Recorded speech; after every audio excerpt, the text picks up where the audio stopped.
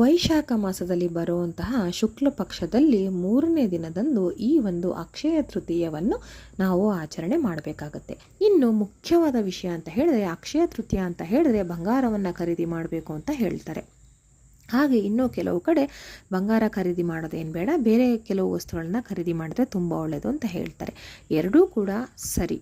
ಹೇಗೆ ಅಂತ ಹೇಳ್ತೀರಾ? ಮೊದಲನೇದಾಗಿ ನೀವು ಬಂಗಾರವನ್ನು ಯಾಕೆ ಖರೀದಿ ಮಾಡಬೇಕು ಅಕ್ಷಯ ತೃತೀಯ ದಿನ ಅಂತ ಹೇಳಲಾಗುತ್ತೆ. ಇದು ಹಿಂದಿನಿಂದ ಬಂದಿದೆ. ಅಂದರೆ ನಮ್ಮ ಋಷಿ ಮುನಿಗಳಾಗಿರ್ಬೋದು, ದೇವರುಗಳು ಆಗಿರ್ಬೋದು, ಎಲ್ಲರಿಂದ ಕೂಡ ಈ ಒಂದು ವಿಷಯ ಬಂದಿರುವಂಥದ್ದು. ಹಾಗಾಗಿ ಬಂಗಾರವನ್ನು ಯಾಕೆ ಖರೀದಿ ಮಾಡಬೇಕು ಅನ್ನೋದಕ್ಕೆ ಒಂದು ಸೂಕ್ತ ಕಾರಣ ಇದೆ.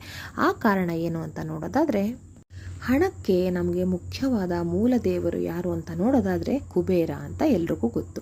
ಒಂದು ವಾಸ್ತು ಪ್ರಕಾರವಾಗಿ ನಾವು ಮನೆ ಆಗಿರಲಿ ಅಥವಾ ನಾವು ವ್ಯಾಪಾರ ಮಾಡೋ ಸ್ಥಳ ಆಗಿರಲಿ, ಏನನ್ನೇ ಕಟ್ಟಿಸ್ಬೇಕಾದ್ರೂ ವಾಸ್ತು ನೋಡಬೇಕು. ಇದು ಕುಬೇರ ಸ್ಥಳ, ಕುಬೇರ ಜಾಗ ಅಂತ ಎಲ್ಲ ಹೇಳ್ತಾರೆ.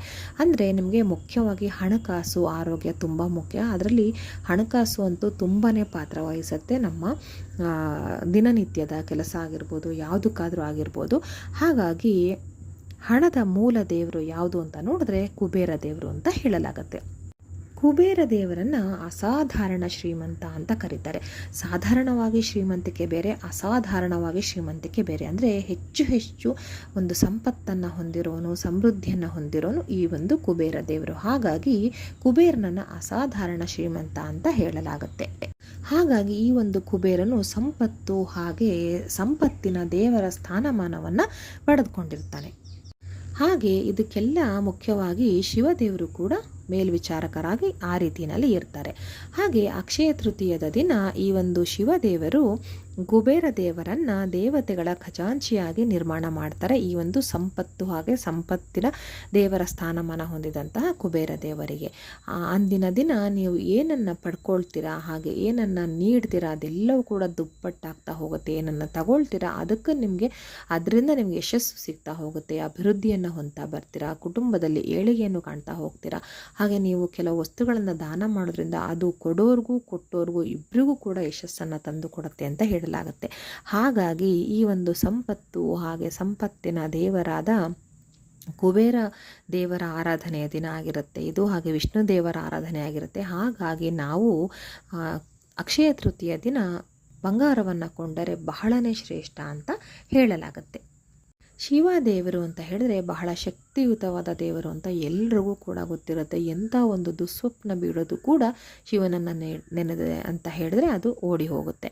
ಅಷ್ಟೊಂದು ಶಕ್ತಿಶಾಲಿಯಾಗಿರೋದು ಈ ಒಂದು ಶಿವದೇವರು. ಹಾಗಾಗಿ ನಾವು ಅಕ್ಷಯ ತೃತೀಯ ದಿನ ಈ ಒಂದು ಸಂಪತ್ತು ಹಾಗೆ ಸಂಪತ್ತಿನ ದೇವರ ಸ್ಥಾನಮಾನವನ್ನು ಪಡೆದುಕೊಂಡಂತಹ ಕುಬೇರ ದೇವರು ಅಂದರೆ ಚಿನ್ನವನ್ನು ನಾವು ಕೊಡೋದ್ರಿಂದ ತುಂಬಾ ಒಳ್ಳೆಯದು. ಚಿನ್ನವನ್ನು ನೀವು ಖರೀದಿ ಮಾಡಿ ತಂದು ಮನೆಯಲ್ಲಿ ಪೂಜೆ ಮಾಡೋದ್ರಿಂದ ಬಹಳ ಶ್ರೇಷ್ಠತೆಯನ್ನು ನೀವು ಹೊಂದಿರ, ಯಶಸ್ಸನ್ನು ಹೊಂದಿರ ಅಂತ ಹೇಳಲಾಗುತ್ತೆ.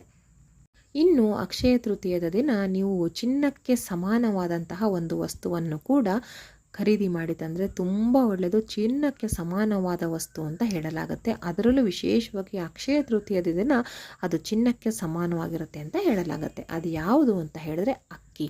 ಹೌದು, ಅಕ್ಕಿ ಅಂದರೆ ಅಕ್ಕಿಯಿಂದ ನಾವು ಅನ್ನವನ್ನು ತಯಾರಿಸ್ತೀವಿ. ಅನ್ನ ಅಂದರೆ ಪರಬ್ರಹ್ಮ, ಅನ್ನವೇ ನಮಗೆ ಜೀವಾಳ ಅಲ್ವಾ. ಹಾಗೆ ಈ ಒಂದು ಅಕ್ಷಯ ತೃತೀಯದ ದಿನ ತಾಯಿ ಅನ್ನಪೂರ್ಣೇಶ್ವರಿ ತಾಯಿ ಕೂಡ ಜನನವನ್ನು ಹೊಂದಿರ್ತಾರೆ. ಹಾಗಾಗಿ ಈ ಒಂದು ಅಕ್ಷಯ ತೃತೀಯದ ದಿನ ನೀವು ಚಿನ್ನವನ್ನು ತೆಗೆದುಕೊಂಡಷ್ಟೇ ಸಮಾನವಾಗಿರುತ್ತೆ ಅಕ್ಕಿಯನ್ನು ನೀವು ಖರೀದಿಸಿ ಮನೆಗೆ ತರುವಂಥದ್ದು.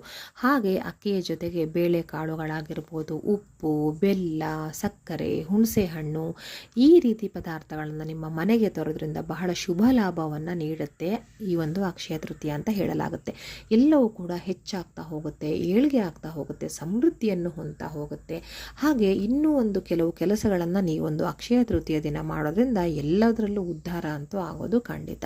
ಅದು ಯಾವ ರೀತಿ ಅಂತ ಹೇಳಿದ್ರೆ, ನೀವು ಹೊಸದಾಗಿ ವ್ಯವಹಾರ ಶುರು ಮಾಡೋದಿದ್ರೆ ಇಂದಿನ ದಿನ ಶುರು ಮಾಡ್ಬೋದು. ಅಂದರೆ ಅಕ್ಷಯ ತೃತೀಯದ ದಿನ ಶುರು ಮಾಡಿದ್ರೆ ತುಂಬ ಒಳ್ಳೆಯದು. ಅದರಲ್ಲಿ ಫೇಲ್ಯೂರ್ ಅನ್ನೋದೇ ಆಗಲ್ಲ, ಖಂಡಿತ ಯಶಸ್ಸನ್ನು ಗಳಿಸ್ತೀರಾ. ಹಾಗೆ ಯಾವುದೇ ರೀತಿ ಒಂದು ವಿದ್ಯಾಭ್ಯಾಸ ಆಗಿರ್ಬೋದು, ಒಂದು ಕಲಿಕೆ ಆಗಿರ್ಬೋದು, ಅಥವಾ ನೀವು ಹೊಸದಾಗಿ ಒಂದು ಹೆಣ್ಮಕ್ಳಿಗೆ ಕಿವಿ ಚುಚ್ಚಿಸೋದಿರ್ಬೋದು, ಮೂಗು ಚುಚ್ಚಿಸೋದಿರ್ಬೋದು, ಈ ರೀತಿ ಕೆಲಸಗಳು, ಒಂದು ನೀವು ಮನೆಗೆ ಪಾಯವನ್ನು ಹಾಕ್ಸೋವಂಥದ್ದು, ಗುದ್ಲಿ ಪೂಜೆಯನ್ನು ಮಾಡುವಂಥದ್ದು, ಹೊಸ ವಾಹನವನ್ನು ಖರೀದಿ ಮಾಡುವಂಥದ್ದು, ಅಂದರೆ ಹೊಸದಾಗಿ ನೀವು ಯಾವ ಒಂದು ಕೆಲಸವನ್ನು ಮಾಡಬೇಕು ಅಂದ್ಕೊಂಡಿರ್ತೀರಲ್ವ, ಅದನ್ನು ಅಕ್ಷಯ ತೃತೀಯ ದಿನ ಮಾಡೋದ್ರಿಂದ ತುಂಬಾ ಒಳ್ಳೆಯದು. ವರ್ಷದಲ್ಲಿ 2 ದಿನಗಳು ಬರುತ್ತೆ. ಆ 2 ದಿನಗಳು ಮಾತ್ರ ನೀವು ಯಾವುದಕ್ಕೂ ಒಳ್ಳೆಯ ಘಳಿಗೆ ಯಾವುದು ಅಂದಿನ ದಿನ ಅಂತ ನೋಡೋ ಅವಶ್ಯಕತೆ ಇಲ್ಲ, ಒಳ್ಳೆಯ ಮುಹೂರ್ತವನ್ನು ಕೂಡ ನೋಡೋ ಅವಶ್ಯಕತೆ ಇರಲ್ಲ. ಅದು ವರ್ಷದಲ್ಲಿ 2 ದಿನ, ಅದು ಒಂದು ರಥಸಪ್ತಮಿ, ಹಾಗೆ ಇನ್ನೊಂದು ಅಕ್ಷಯ ತೃತೀಯ.